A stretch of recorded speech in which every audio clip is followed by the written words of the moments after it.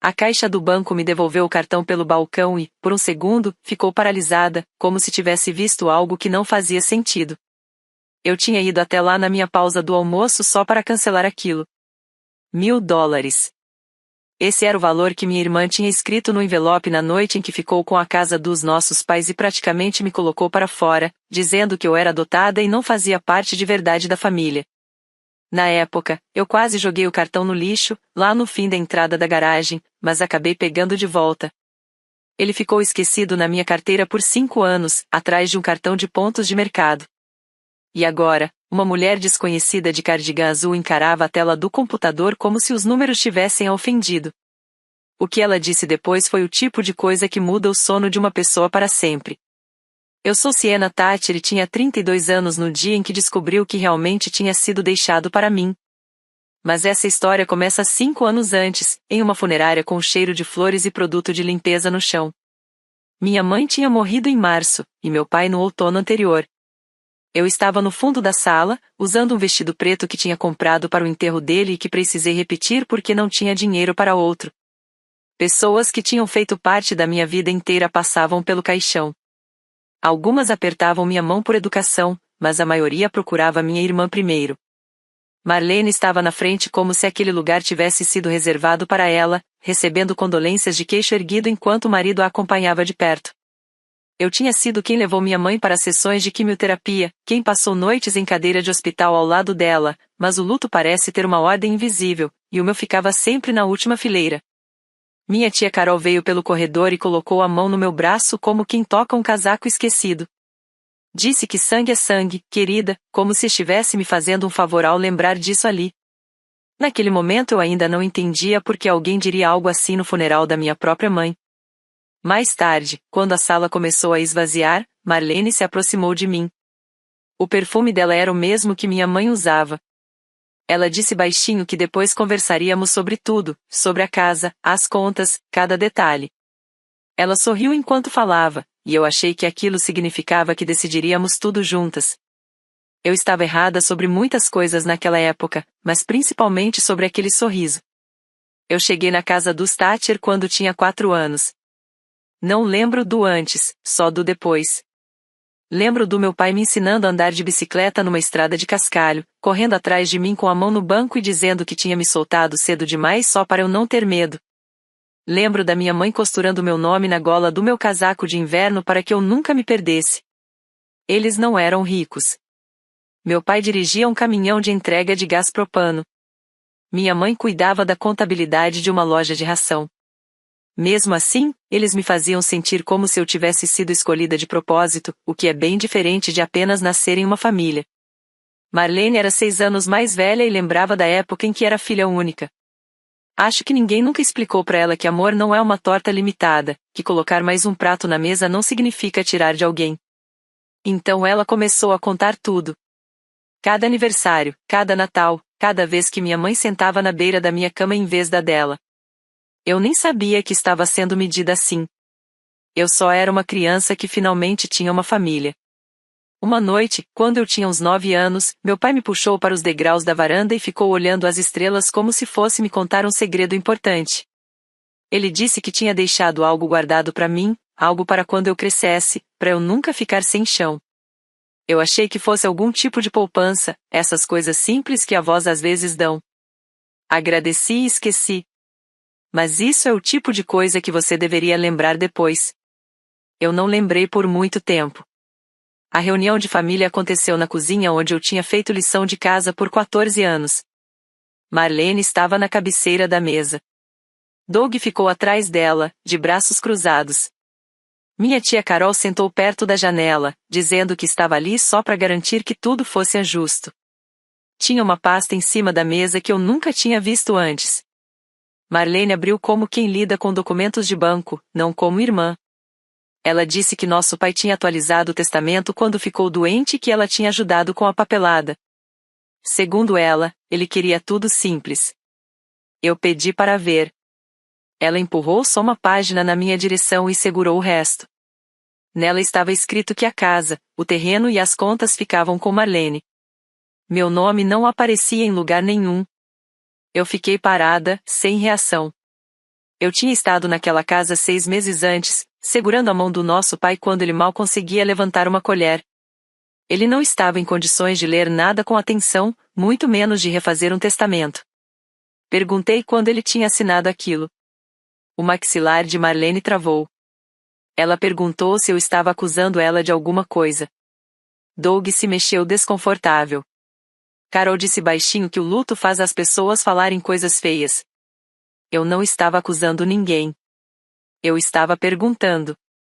E ver os três se fechando juntos me mostrou exatamente qual pergunta eles tinham medo de ouvir. Pedi uma cópia. Marlene disse que o original estava com o advogado e que eu resolvesse isso com ele. Ela sabia que eu não tinha dinheiro para advogado. Nós duas sabíamos disso. A pasta foi fechada. O relógio da cozinha continuou fazendo barulho. E naquele momento eu entendi que aquilo nunca tinha sido uma reunião. Era uma expulsão com nome mais educado. Foi quando Marlene tirou um envelope de dentro da pasta. Segurou por um segundo como se estivesse decidindo se eu merecia aquilo. Disse que nossos pais também tinham deixado algo para mim. A voz dela mudou, ficou mais suave, e por um instante ridículo eu quase achei que tinha entendido tudo errado. Peguei o envelope. Ele era fino, quase leve demais para o que estava prestes a destruir. Dentro havia um cartão bancário simples, azul, e um bilhete dobrado com a letra tremida do meu pai, somente para Siena. Preso ali com um clipe havia outro papel, desta vez com a letra organizada da Marlene. $1.000, sua parte. Eu olhei aquilo em silêncio por alguns segundos. $1.000, eu disse. Não foi uma pergunta. Foi mais como o som de algo se quebrando sem fazer barulho. É mais do que justo, disse Doug, como se estivesse fechando uma conta qualquer. Considerando. Considerando o quê? Eu perguntei. Marlene respondeu por ele. Ela se levantou, ajeitou a calça com calma e me encarou com os olhos da nossa mãe, mas sem nada do resto dela. Considerando que você nunca foi realmente uma de nós. Pronto. Ali estava. A frase que eles provavelmente carregavam há 30 anos, finalmente dita em voz alta, bem naquela cozinha onde eu tinha feito lição de casa a vida inteira. Tia Carol olhou para as próprias mãos. Ninguém discutia com Marlene. Nunca tinha discutido. Eu segurei o cartão e os papéis e senti como se o chão da minha vida tivesse virado de lado. 27 anos de pertencimento reduzidos a um número escrito à caneta. Eu mantive o rosto firme. Não ia dar a eles esse prazer. Mas quero que você entenda uma coisa, um pedaço de plástico pode pesar como chumbo quando alguém coloca nele o preço da sua infância inteira. Eles queriam que eu saísse naquela noite. Não na semana seguinte. Naquela mesma noite. Marlene disse que era melhor assim, que prolongar só iria machucar todo mundo, ou seja, ela. Subi para o quarto que tinha sido meu desde o jardim de infância. As paredes ainda tinham marcas retangulares desbotadas onde meus posteres ficavam. Eu peguei uma mala só. Algumas roupas, minha licença de enfermagem, uma foto minha com minha mãe no dia da formatura, as duas com os olhos apertados por causa do sol. Deixei o resto. Os móveis. Os troféus. A cama. Algumas coisas não cabem numa mala. Outras você simplesmente não quer carregar para a próxima versão da sua vida. Quando desci, minha sobrinha Bria estava sentada no último degrau da escada, de pijama. Ela tinha 4 anos, cheia de nós no cabelo e perguntas que ainda não sabiam falar direito. Ela não entendia tudo, mas entendia o suficiente. A tia Siena estava indo embora. Ela segurou minha mão com as 2 mãos. Não vai, ela disse. Crianças sempre percebem quando algo está errado antes dos adultos admitirem. Eu me ajoelhei e disse que ia vê-la de novo. Pelo menos, era isso que eu queria acreditar. Marlene a puxou pelo ombro. Doug abriu a porta da frente. A luz da varanda, aquela mesma que meu pai tinha instalado, acendeu como sempre fazia quando alguém chegava em casa. Só que daquela vez, era eu indo embora. Eu caminhei até o fim da entrada da garagem com minha mala, passei pelos latões de lixo esperando a coleta da manhã, e parei. O cartão estava no bolso do meu casaco. Por um segundo, pensei que deveria me livrar dele ali mesmo. E eu fiz isso. Joguei o cartão no lixo, por cima do pó de café e das flores de funeral que alguém já tinha descartado. Por uns 4 segundos, isso pareceu libertação. Então aquilo deixou de parecer liberdade e começou a parecer desistência. Eu fiquei ali no frio, a respiração virando fumaça no ar, tentando me convencer de que eram só $1.000. $1.000 pagam 2 meses de aluguel, talvez um pouco mais se eu apertasse tudo. Mas não era por isso que minha mão voltou para o lixo. Eu voltei porque tinha o bilhete. Para Siena. A letra era do meu pai, não da Marlene. A mesma mão que mal conseguia segurar um garfo ainda assim tinha formado aquelas palavras para mim. Não importava quanto aquele cartão valesse, aquele papel era a última coisa que ele tinha feito pensando em mim. E eu quase deixei aquilo ali, jogado no lixo, porque minha irmã tinha me treinado a achar que eu não merecia mais do que isso. Eu limpei o pó de café na minha própria roupa. Virei o cartão mais uma vez sob a luz da varanda. Foi aí que eu vi. Atrás, abaixo da tarja magnética, tinha algo escrito a lápis, tão fraco que quase sumia. Mais uma vez, a letra do meu pai. Uma frase curta: quando estiver pronta, entre. Eu não entendi. Na hora, achei que ele queria dizer entrar no banco, sacar o dinheiro, seguir com a vida. Algo simples, direto. Coloquei o cartão de volta na carteira, atrás de um cartão de fidelidade de mercado, onde ele ficaria esquecido por 5 anos. Peguei minha mala e fui embora. Não para casa porque eu já não tinha mais uma. Apenas fui. E aqui está algo que a Marlene nunca levou em conta: quando você tira tudo de alguém, também tira a obrigação dessa pessoa de obedecer qualquer coisa que você diga. Na primeira semana, eu dormi na sala de plantão do hospital onde eu trabalhava. Tinha um colchão fino e uma máquina de refrigerante que engolia moedas como se tivesse fome. A enfermeira responsável fingia que não via. Na segunda semana, aluguei um quarto em cima de uma loja de ferramentas em Brockton, a cidade vizinha. 20 minutos de distância de tudo o que eu tinha sido um dia. Tinha um fogareiro simples e uma janela que dava direto para uma parede de tijolos. Pequeno, sem graça, mas era meu. E isso já fazia parecer um palácio. Uma vez eu tentei lutar de volta. Liguei para a Defensoria Pública e expliquei tudo: o testamento assinado no fim da vida, a irmã envolvida na papelada, a página onde meu nome simplesmente não existia. A mulher do outro lado da linha foi gentil. E honesta. Uma combinação cruel. Ela disse que filhos adotivos têm os mesmos direitos que biológicos. Mas só quando não existe um testamento válido. Se existisse, mesmo suspeito, eu teria que contestar. Isso significava perícia de assinatura, análise de documentos, processo judicial, e um adiantamento de pelo menos $5.000. E ainda tinha o tempo. Um prazo para contestar. E ele já estava pela metade. Eu tinha pouco mais de $1.000 no meu nome, contando aquele cartão que eu achava que valia 1.000. Perguntei se havia um jeito mais barato. Ela disse que lamentava. E eu acreditei. Então eu fiz a única coisa que eu sabia fazer. Voltei a trabalhar. Peguei plantões duplos. Me disse que a lei era uma porta e algumas portas só abrem para quem consegue pagar a passagem. O que eu ainda não sabia era que meu pai tinha construído outra porta inteira para mim. Naquela época, eu trabalhava tanto que meus pés esqueceram como era não doer. Pegava todos os turnos que ninguém queria, feriados, madrugadas, setores onde o chamado de enfermeira nunca parava.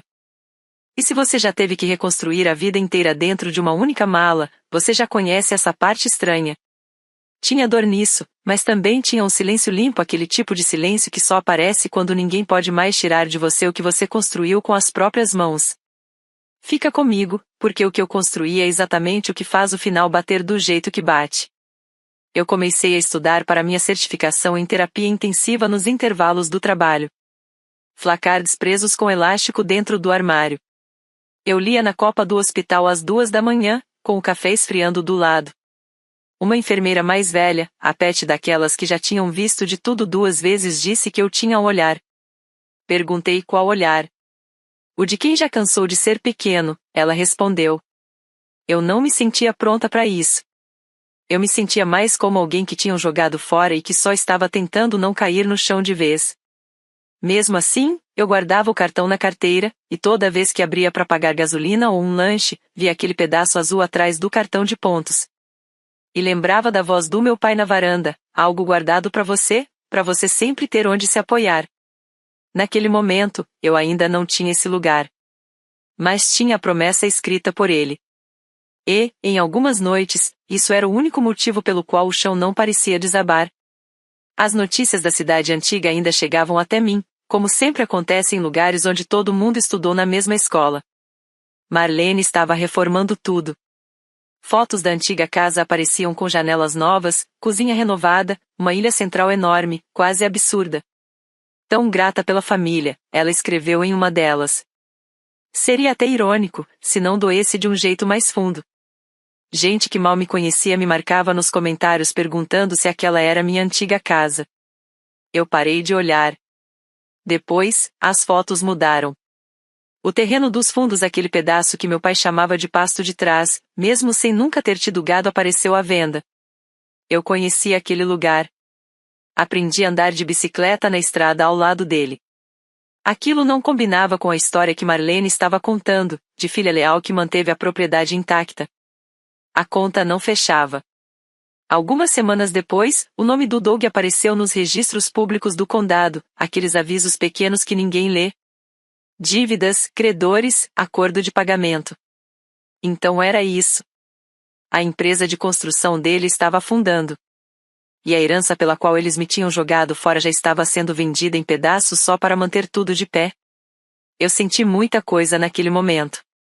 Queria dizer que foi só paz, mas a verdade não é tão limpa assim. Uma parte de mim queria dirigir até lá só para ver. Mas eu tinha aprendido algo naquele ano, naquele quarto acima da loja de ferramentas: você não precisa bater em alguém que já está caindo. Só precisa continuar em pé, no lugar onde eles ainda possam te ver.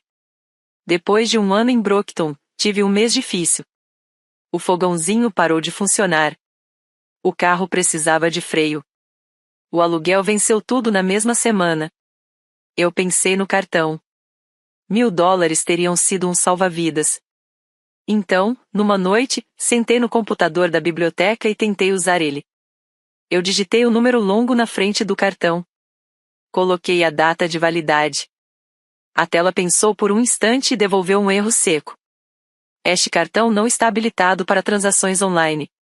Procure uma agência. Tentei de novo. Mesma resposta. Na hora, imaginei que fosse só um cartão velho, desses que o banco emite e depois esquece, com uma conta provavelmente já inativa há anos. $1.000. E eu nem consegui acessar sem faltar ao trabalho e voltar para a cidade que tinha me expulso.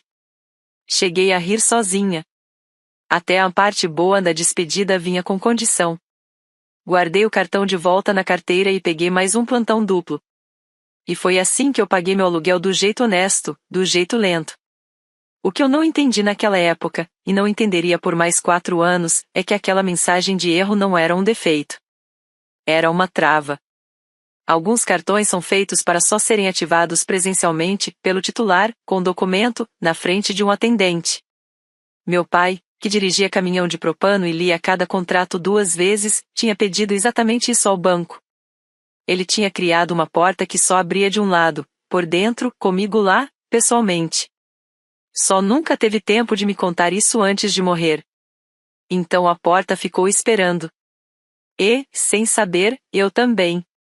2 anos depois, meu celular tocou de um número desconhecido. Uma voz pequena disse: "Tia Siena?" Era Bria. Ela tinha 6 anos e tinha decorado meu número de um cartão de Natal que eu tinha enviado uma vez e nunca soube se chegou a fazer diferença. Ela não deveria estar ligando. Dava para perceber pelo jeito baixo que falava, aquele tom de criança tentando não ser ouvida, como se estivesse escondida com a porta meio aberta. Conversamos sobre o gerbil dela, sobre a professora, sobre um livro que ela gostava. E então, do jeito que crianças sempre fazem, ela jogou a verdade no meio das coisas simples. Agora a mamãe e o papai brigam muito por causa de dinheiro. O papai grita. A mamãe chora na lavanderia. Perguntei se ela estava bem. Ela disse que sim. Perguntei se alguém gritava com ela. Ela respondeu que não, só entre eles. e eu acreditei. E guardei aquilo comigo. Porque a primeira coisa que eu tinha prometido a mim mesma quando saí daquela casa era simples: nenhuma criança daquela família ia se sentir esquecida, jogada de lado, como se fosse um casaco deixado numa cadeira. Enquanto dependesse de mim, isso não aconteceria. Antes de desligar, a Bria perguntou algo que ficou comigo. Você fez alguma coisa errada? Foi por isso que você foi embora? Eu respirei fundo. Não, meu bem. Eu não fiz nada errado. Às vezes as pessoas só decidem que não tem espaço para todo mundo, e aí você precisa encontrar uma casa maior. Ela ficou em silêncio por um segundo. Sua casa é maior? Eu olhei ao redor do meu quarto único acima da loja de ferramentas. Tá ficando, eu disse. Depois que ela desligou, eu fiquei um bom tempo no escuro, pensando onde estava indo todo aquele dinheiro, já que eles tinham ficado com a casa, o terreno e as contas e ainda assim parecia nunca ser suficiente. No meu terceiro ano no hospital, trouxeram uma mulher com dor no peito. Levei quase um minuto inteiro para reconhecer minha tia Carol sob a máscara de oxigênio. Ela tinha envelhecido uma década inteira. Eu fiquei com ela por 2 plantões. É assim que cidades pequenas funcionam, as pessoas que te descartaram acabam dependendo da firmeza das suas mãos. Eu fiz meu trabalho. Conferi sinais vitais, ajustei medicação, levei refrigerante de gengibre às 3 da manhã quando ela não conseguia dormir. Na segunda noite, ela me observou em silêncio por um tempo e disse, como quem solta algo sem querer: Você é boa nisso. Obrigada, respondi. Ela ficou quieta de novo. Depois falou que parecia estar carregando fazia anos. Seu pai mudou aquele testamento 2 vezes, sabia? Eu estava lá na primeira versão. Eu mantive o rosto neutro, aquele tipo de controle que a enfermagem ensina sem precisar explicar. Perguntei o que ela queria dizer com aquilo. Ela olhou para o teto. Na primeira versão, seu nome estava em tudo. Depois ele ficou doente. A Marlene começou a se envolver. Ela parou ali, como se já tivesse dito mais do que devia. Eu tive vontade de segurar ela pelos ombros e pedir tudo de uma vez. Não fiz isso. Só conferi o soro e perguntei, o mais calma que consegui, se ela tinha visto a versão final assinada. Ela disse que não. Disse que, no fim, tinha parado de ir naquela casa. E ali eu entendi algo que eu nunca tinha visto direito antes: a tia Carol não era exatamente uma vilã. Era uma covarde. E isso é uma diferença importante mesmo que não mude nada para quem foi deixado para trás. Antes de ir embora, ela apertou minha mão. A filha dela a levou para casa. Sangue é sangue, ela disse de novo. Mas dessa vez não soou como sentença. Soou como desculpa que não sabia terminar. Uma semana depois, um homem chamado Aro bateu na minha porta, no andar acima da loja de ferramentas. Ele tinha sido vizinho dos meus pais por 30 anos e me encontrou através da PET, do hospital. Estava com uma caixa de papelão no colo. Sua mãe me pediu para guardar isso na primavera antes de morrer, ele disse. Fez eu prometer que entregaria para você, e para mais ninguém. Demorei para te achar. Eu fiz café para ele no fogãozinho novo.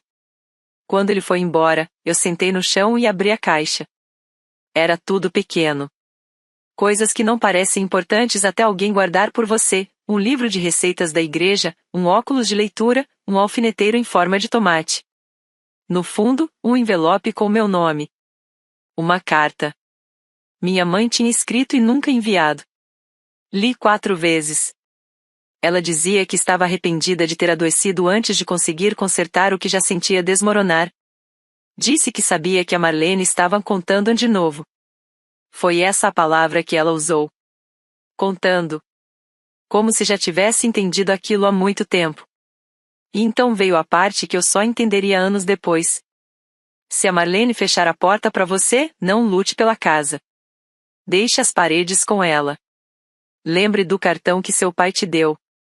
Entre você mesma quando estiver pronta. Ele só abre para você. Li essa frase em voz alta no meu quarto vazio. Ele só abre para você. Na hora, achei que era poesia. Uma mãe dizendo que a vida só abre quando você para de esperar permissão. Não pensei que fosse literal. Peguei o cartão na carteira e coloquei ao lado da carta. A letra tremida do meu pai, escrita a lápis, se alinhando com as palavras da minha mãe como se fossem duas partes da mesma coisa. Quando estiver pronta, entre. Eu não estava pronta. Ainda não.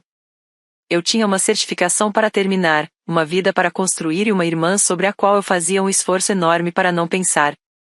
Então eu guardei a carta junto com o cartão dentro do livro de receitas da minha mãe e continuei vivendo. Mas aquela frase nunca mais saiu da minha cabeça. Você pode estar se perguntando por que eu não fui direto ao banco na manhã seguinte. Eu mesma já me perguntei isso muitas vezes. Parte era prática.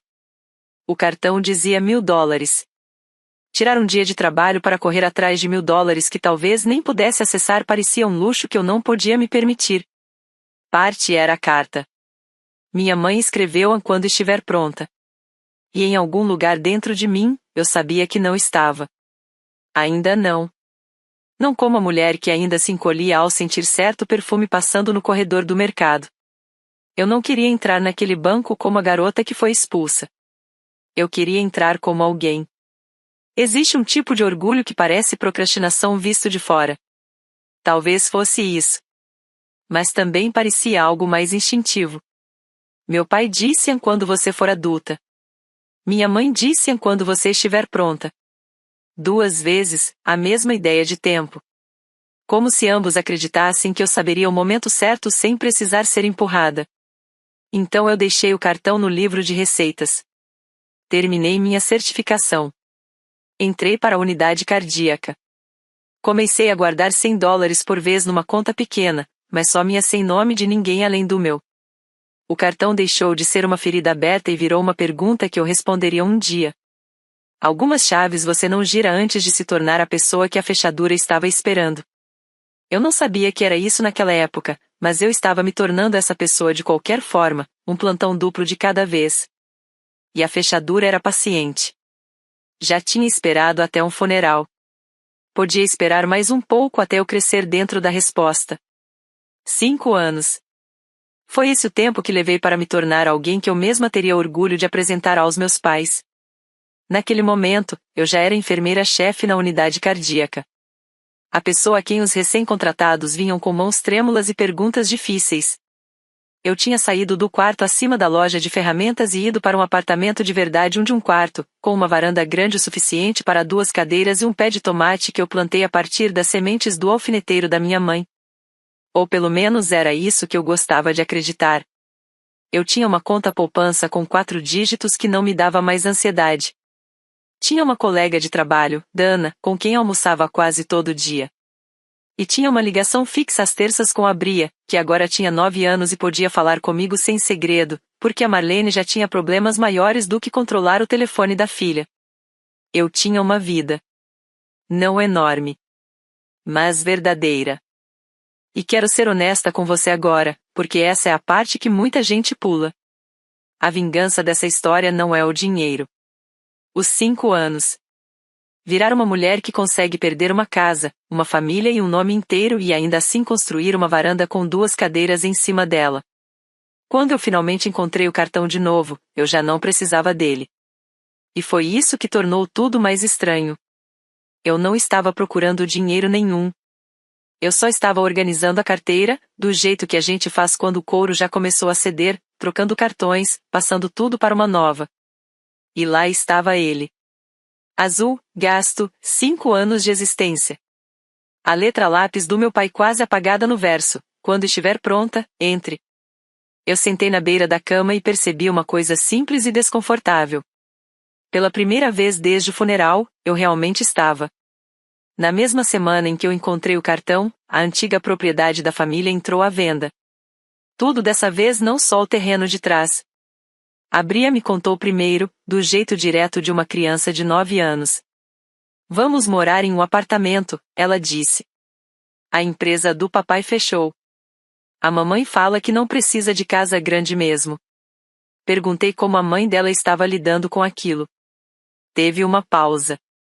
Ela tá brava o tempo todo, a Bria respondeu. Eu vi o anúncio depois, na internet.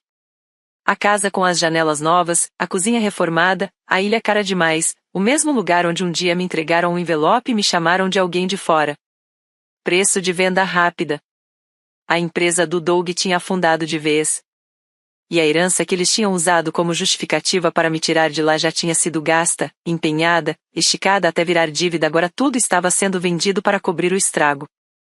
Tudo o que eles tinham proteído tinha desaparecido em 5 anos. Eu achei que sentiria vitória. Mas a sensação mais forte era outra: cansaço.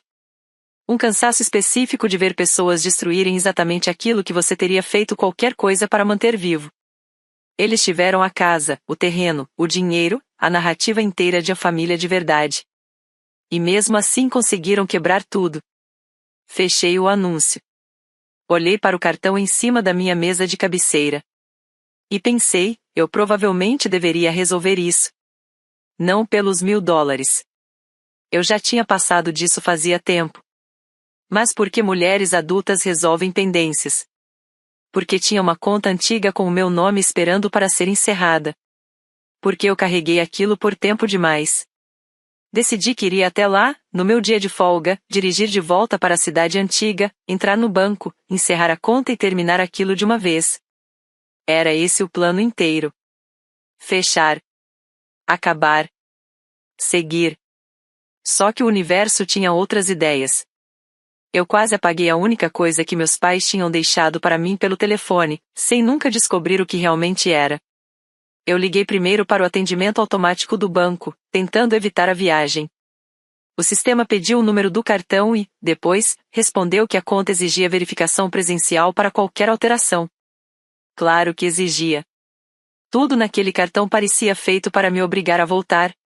Então, numa quinta-feira de folga, eu coloquei roupa de gente não jaleco, mas um blazer que eu tinha comprado para entrevistas e dirigi 40 minutos de volta para a cidade que me criou e depois me devolveu. Antes de você jogar fora aquilo que te machucou, eu quero que você escute o que a atendente me disse. Porque eu estive a uma assinatura de nunca descobrir. Se você já guardou alguma coisa que não conseguia explicar, algo que sobreviveu a todas as limpezas da sua vida porque uma parte silenciosa de você ainda não tinha terminado com aquilo, deixa um comentário e me conta o que foi. Eu passei pela escola, pela loja de ração onde minha mãe fazia contabilidade, pela estrada onde meu pai corria atrás da minha bicicleta quando eu era criança. O banco ficava numa construção pequena de tijolo na Main Street, o mesmo onde meus pais tinham conta havia 40 anos, um daqueles lugares onde o caixa sabe o nome de 3 gerações da sua família. Estacionei. Fiquei alguns segundos dentro do carro, o cartão na mão e a letra quase apagada do meu pai sob o meu polegar. Quando estiver pronta, entre. Tá bom, pai, eu falei sozinha, sem ninguém ouvir. Eu tô pronta. Eu tô entrando. Eu não fazia ideia de que realmente estava. Achei que estava fechando uma porta.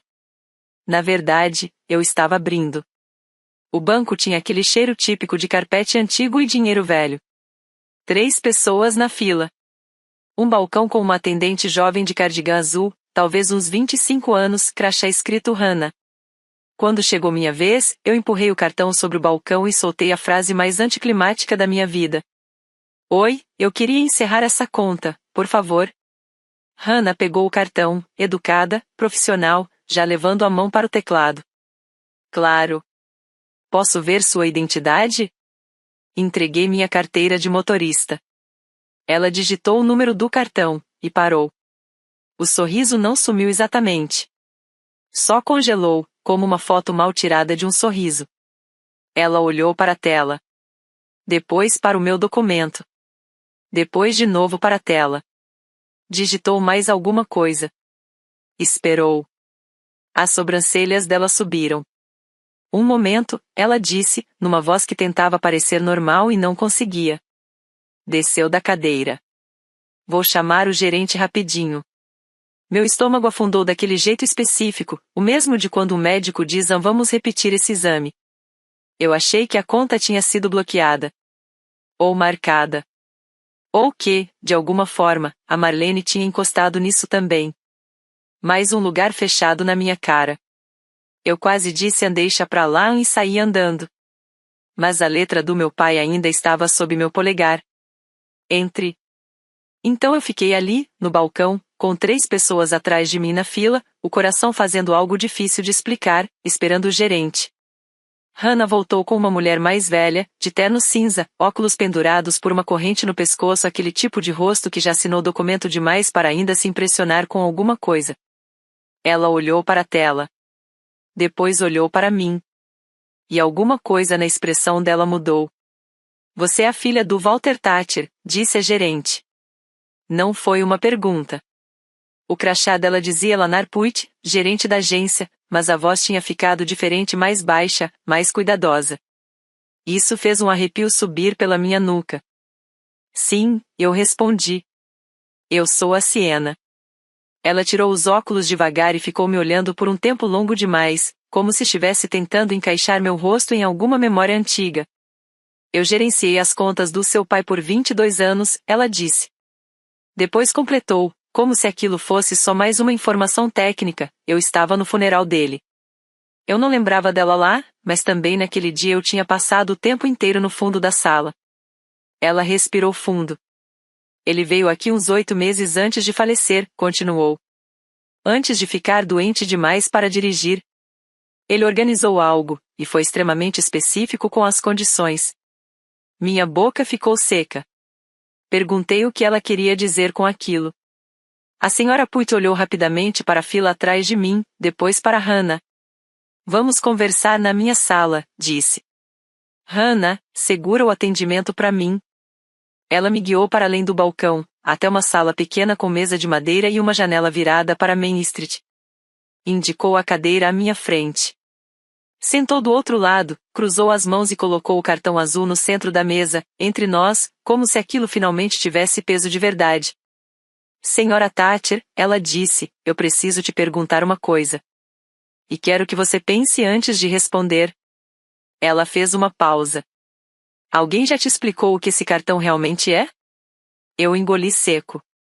A única coisa que eu sei, respondi. É que minha irmã disse que ele valia $1.000. Por um instante, ela ficou em silêncio. E então aconteceu algo inesperado. Ela quase sorriu. Mas não era um sorriso de humor. Era um daqueles sorrisos cansados, tristes, do tipo que aparece quando alguém percebe que você foi enganada por muito tempo e está prestes a descobrir tudo. $1.000, ela repetiu devagar, como se estivesse provando o quanto aquilo soava errado.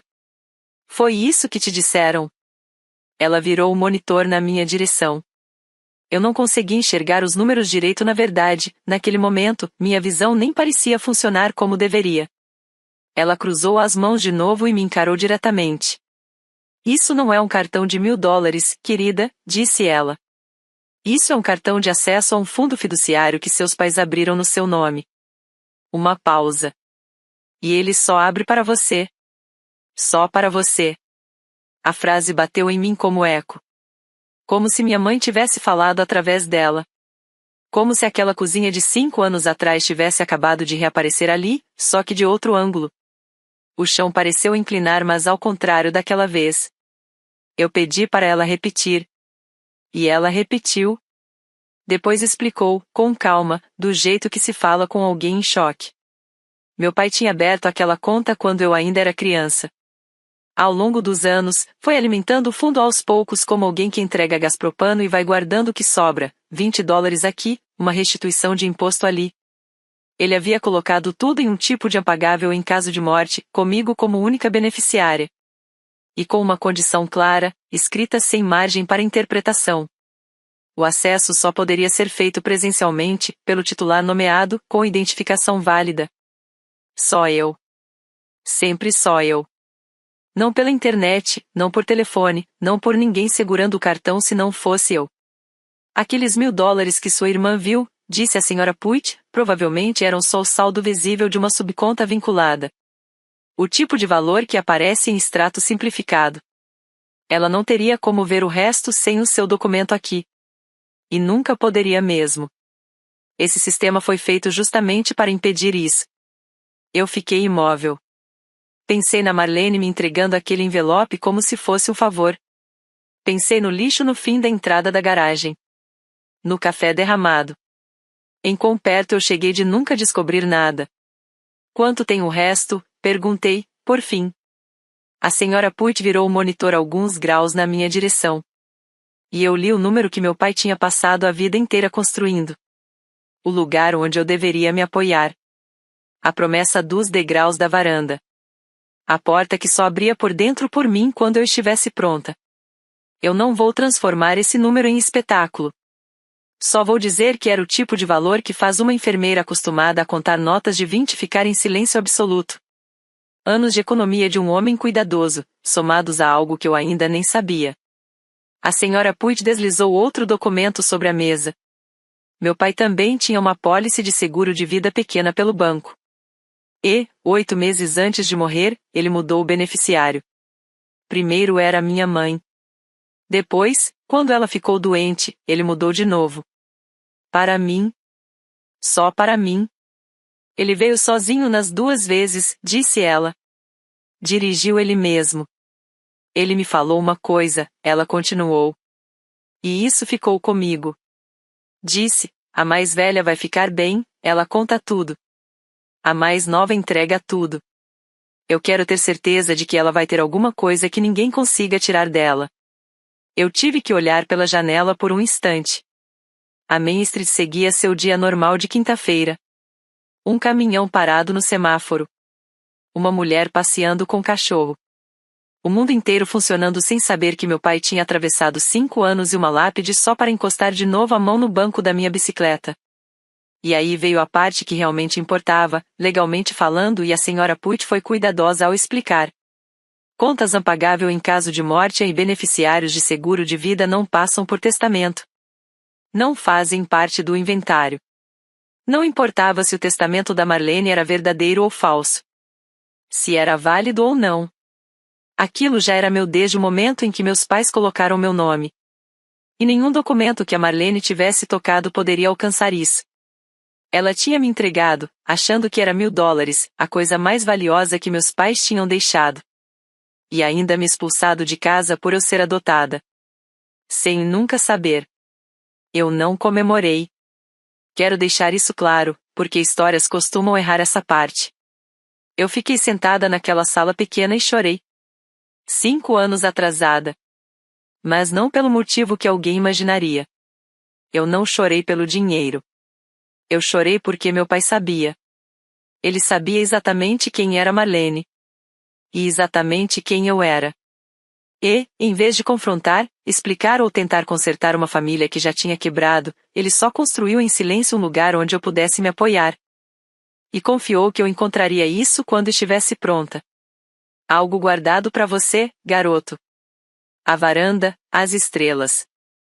Eu tinha 9 anos e tinha certeza de que ele estava falando de um título de poupança. A senhora Puig me entregou uma caixa de lenços sem dizer nada, daquele jeito que só quem trabalha em banco de cidade pequena por tempo demais aprende, quase como um padre que já ouviu todas as confissões possíveis. Quando consegui falar de novo, perguntei por que a carta da minha mãe dizia, ele só abre para você. Ela inclinou levemente a cabeça. Era exatamente essa a ideia, respondeu. Seu pai não confiava em testamento. Testamento é contestado, alterado, perdido. Ele queria algo que só pudesse ser reivindicado por você, sendo você, aqui, na sua frente. Ela fez uma pausa. Nenhum advogado. Nenhuma irmã. Nenhum juiz. Só você entrando aqui. Eu pensei em todos aqueles anos em que o cartão ficou perdido na minha carteira, atrás de um cartão de mercado, enquanto eu fazia plantões duplos, pagava aluguel no esforço e construía uma vida aos poucos como quem monta uma varanda com 2 cadeiras sem perceber. O tempo todo aquilo estava ali. Não como salvação. Mas como recompensa por eu me tornar alguém que não precisava mais ser salva. Sequei o rosto. Perguntei o que eu precisava fazer para acessar aquilo. Ela sorriu de verdade pela primeira vez. Você já fez a parte difícil, disse. Você entrou. Cidade pequena não guarda segredo. Eu assinei 2 formulários e ela começou o processo. E, em algum ponto entre o banco e o estacionamento, alguém que conhecia alguém comentou que a filha mais nova do Walter Thatcher tinha aparecido por lá. Quando cheguei de volta em Brockton, meu celular já estava aceso com um número que eu tinha bloqueado anos antes e, aparentemente, desbloqueado no momento de fraqueza. Marlene. Deixei tocar 2 vezes. Atendi na terceira. Do jeito que você pega uma cobra depois de decidir que não tem mais medo. Querida, a voz dela veio doce, familiar. Aquela voz que eu não ouvia desde antes do funeral. Si, meu Deus, quanto tempo, como você está? Eu disse que estava bem. Ela disse que pensou em me procurar muitas vezes. Que aquilo tudo tinha sido um momento difícil para todo mundo. Que o luto faz as pessoas agirem de forma estranha. Eu não respondi. Já tinha aprendido o valor do silêncio. E então ela foi direto ao ponto, como sempre fazia. Eu soube que você foi ao banco. Olha, o que quer que nossos pais tenham deixado, a gente devia sentar como família e resolver de forma justa. Somos sangue. A gente compartilha. Ali estava. 5 anos atrás, eu não era parte da família. Agora, com um número aparecendo em algum lugar, éramos a sangue e a gente compartilha. Quase ri. Não ri. Fiz uma pergunta só, calma como uma terça-feira. Marlene, você lembra o que escreveu no envelope? O silêncio mudou do outro lado. Que envelope? Ela perguntou. O do cartão. Você escreveu a sua parte. $1000. Minha parte. Agora o silêncio ficou pesado. Eu só estou tentando fazer o certo pela família, ela disse por fim. A voz já não tinha firmeza. Eu disse que encontraria ela no banco, com a gerente, na sexta-feira. E desliguei antes que ela pudesse escolher o lugar da próxima mentira. Eu poderia simplesmente ter pego o dinheiro e nunca mais falar com ela de novo. Esse era o caminho mais fácil. E uma parte de mim queria isso. Mas eu passei 5 anos sendo a pessoa com quem as coisas simplesmente aconteciam, a que recebia envelope, sentença e decisão numa cozinha sem testemunhas além de quem estava entregando tudo aquilo. Dessa vez, eu queria testemunhas. Não por vingança. Não para me exibir. Mas para fechar o ciclo do mesmo jeito que ele tinha sido aberto, em voz alta, com outras pessoas presentes, deixando a verdade cair onde não pudesse ser reescrita depois. A arma da Marlene nunca foi barulho. Era silêncio. Eram salas fechadas, papéis ajustados depois, coisas ditas sem ninguém ouvir. Então eu faria o contrário. Eu diria a coisa verdadeira no lugar mais público possível. No saguão do banco, onde meu pai tinha desmontado o jogo dela sem levantar a voz na frente da gerente que tinha visto tudo acontecer. Liguei para a senhora Puig e perguntei se poderíamos resolver a papelada final na sexta de manhã, e se, por acaso, minha irmã aparecesse, ela se importaria de explicar o funcionamento da conta exatamente como tinha explicado para mim. Teve uma pausa do outro lado da linha. Depois veio aquela nota seca e tranquila na voz dela que eu tinha aprendido a respeitar. Senhora Thatcher, ela disse, em 22 anos de banco, eu nunca tive a chance de dizer ao seu pai o quanto eu admirei o que ele construiu. Vai ser um prazer explicar corretamente para quem perguntar. Agradeci. Desliguei. Sentei na varanda do meu apartamento, com o pé de tomate crescendo ao lado das 2 cadeiras, uma delas sempre vazia, e deixei por um momento imaginar meu pai ali. E eu disse a ele que, finalmente, eu estava pronta para entrar por completo. Na sexta-feira, voltei mais uma vez. Eles já estavam lá quando eu cheguei. Os 3. Como se alguém tivesse remontado a antiga reunião de família, só que 5 anos depois e com roupas piores. A Marlene estava com um blazer que já tinha vivido melhores dias. O Doug parecia menor, mais cinza, como se toda aquela confiança tivesse evaporado. E a tia Carol estava mais frágil do que na última vez que eu a tinha visto, sentada numa cadeira do saguão com a bolsa apoiada no colo. A Marlene veio na minha direção de braços abertos, já encenando o abraço antes mesmo de me alcançar. Eu dei um passo pequeno para trás e estendi a mão. Só isso. Ela disfarçou na hora com uma risada. Olha você, toda profissional agora, disse. Ela tinha vindo para um público. E, sem esforço, conseguiu um. 2 caixas tinham parado de fingir que trabalhavam. Um casal mais velho na área de empréstimos olhou na nossa direção. Ela começou a falar e dava para ver que tinha ensaiado aquilo. Sobre como a gente era tudo o que tinha sobrado uma da outra. Sobre como nossos pais gostariam de ver as 2 filhas juntas. Sobre como o que quer que estivesse naquela conta deveria ser dividido de forma justa. 3 partes até, incluindo o futuro da Bria. Ela era boa nisso. Se você não a conhecesse, teria acreditado. O Doug concordava com a cabeça. A tia Carol olhava para o chão. E a Marlene terminou encostando a mão no peito, como se estivesse num discurso. A gente é família, Siena. A gente compartilha. Era isso que nossos pais acreditavam. E ali estava. A versão dela da história, em voz alta. 5 anos atrás, eu não era da família.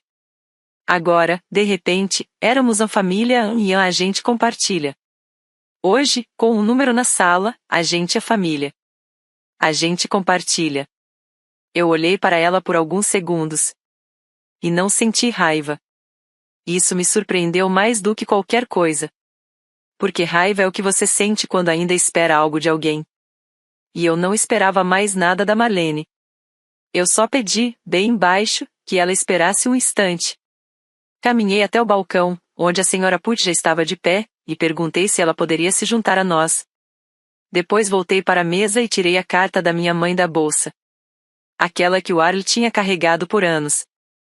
Desdobrei sobre a pequena mesa do saguão, alisei o papel com a mão e fiz a única coisa que eu realmente tinha vindo fazer ali. Li uma frase. Só uma. Com a voz mais estável que eu tinha. Ele só abre para você. Levantei os olhos. Minha mãe escreveu isso sobre esse cartão, eu disse. O mesmo que você disse que valia $1000. O sorriso da Marlene ainda estava no rosto, mas os olhos começaram a se mover rápido daquele jeito antigo, quando nosso pai pegava ela em alguma mentira. Minha voz não subiu nem 1 centímetro. Meu pai abriu uma conta para mim quando eu era criança. Pagável em caso de morte. Só no meu nome. Pausa. Por lei, isso nunca fez parte de testamento nenhum, Marlene. Nem esse que você o ajudou ele a assinar quando ele mal conseguia segurar uma colher. Nunca fez parte da casa, do terreno, de nada. Eu a encarei. Era meu no dia em que ele colocou meu nome. Virei para a senhora Putt. Pode explicar para eles como funciona? E ela explicou. Com aquela calma de quem já viu famílias se desmancharem dentro de bancos pequenos. Beneficiário nomeado. Acesso somente presencial. Não passa por inventário. O Sr. Thatcher estruturou tudo de forma que apenas a filha dele, aqui presente com identificação, pudesse acessar. Ela fez uma pausa. Ele foi muito específico. Disse que queria que a filha mais nova tivesse algo que ninguém pudesse tirar dela. O saguão ficou em silêncio. O rosto do Doug perdeu a cor. A Marlene, que passou anos sustentando a história de uma família de verdade, finalmente quebrou. Isso não é justo, ela disparou, a voz subindo. Eu cuidei deles. Eu estive lá. Você nunca foi realmente uma de nós. E ele te dá. Ela parou tarde demais. A palavra nós bateu no piso de mármore como uma confissão. Um casal no balcão desviou o olhar. Uma atendente levou a mão à boca. A tia Carol fechou os olhos. E a Marlene ficou ali, no meio do saguão, cercada pelo estrago do que tinha acabado de dizer em voz alta, em público, pela primeira vez sem filtro nenhum. E, naquele instante, eu vi ela entender. Que finalmente tinha dito a verdade. Só que no momento em que a verdade deixou a boca dela, ela perdeu tudo.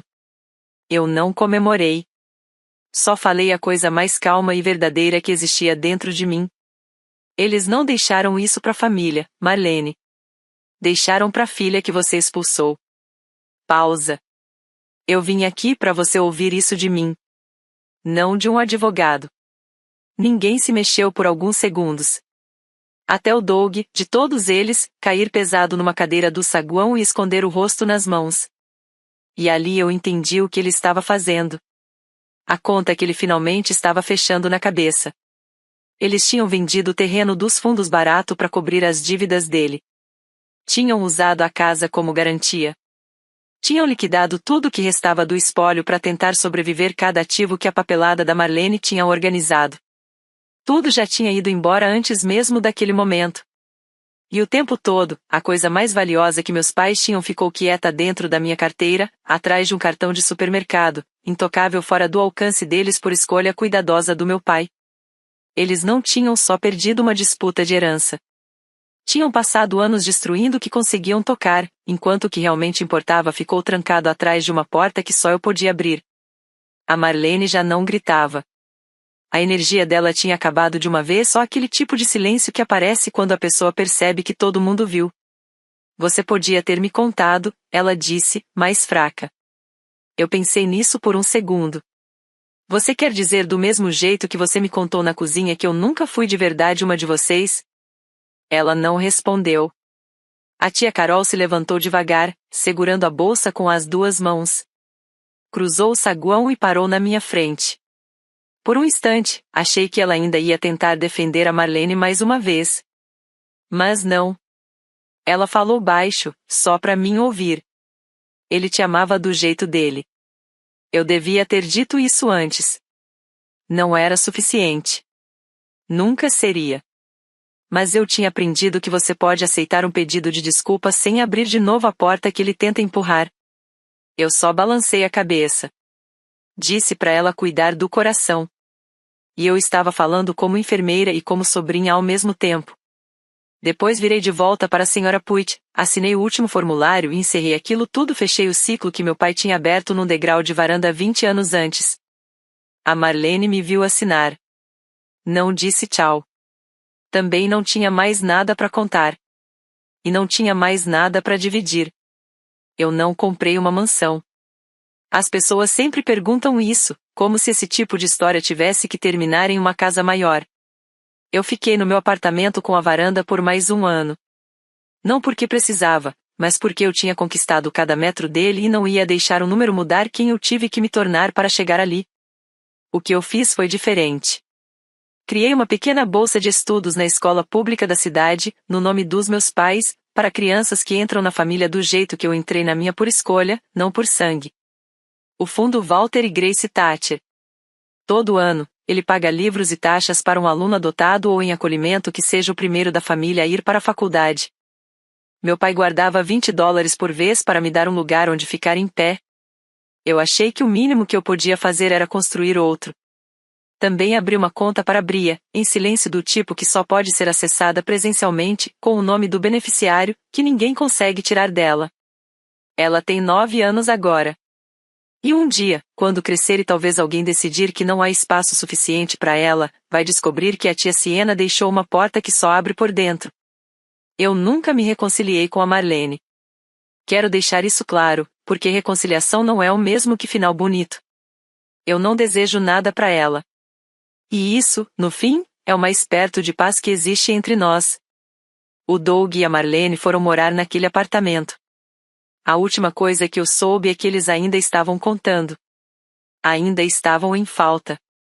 Ainda dizendo para quem quisesse ouvir que eu, de alguma forma, tinha tomado o dinheiro da família, o que é uma coisa curiosa de se afirmar sobre uma conta que já tinha meu nome antes mesmo de qualquer um de nós entender o que aquilo era.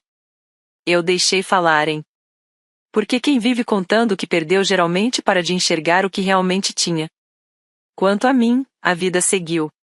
Plantei mais tomates. Coloquei uma segunda cadeira na varanda e parei de fingir que ela precisava ficar vazia. E de vez em quando uma enfermeira nova chega com as mãos tremendo, eu repito para ela o que a Pat uma vez me disse. Você percebe quem já cansou de ser pequeno. Essas pessoas entram de frente. Sangue decide de onde você veio. Mas é o amor que decide onde você pertence. E o meu, já tinha meu nome escrito desde o começo. Só estava esperando atrás de um cartão de supermercado, até eu virar a pessoa capaz de atravessar a porta. Se um dia alguém te entregou migalhas e disse para você ser grato, pega de volta o que te pertence. A mentira dos $1000. A carta que só abria para mim. A irmã que descobriu a verdade tarde demais para conseguir controlar o que sentia em voz alta. Segura a linha. Constrói tua varanda. E entra quando estiver pronto.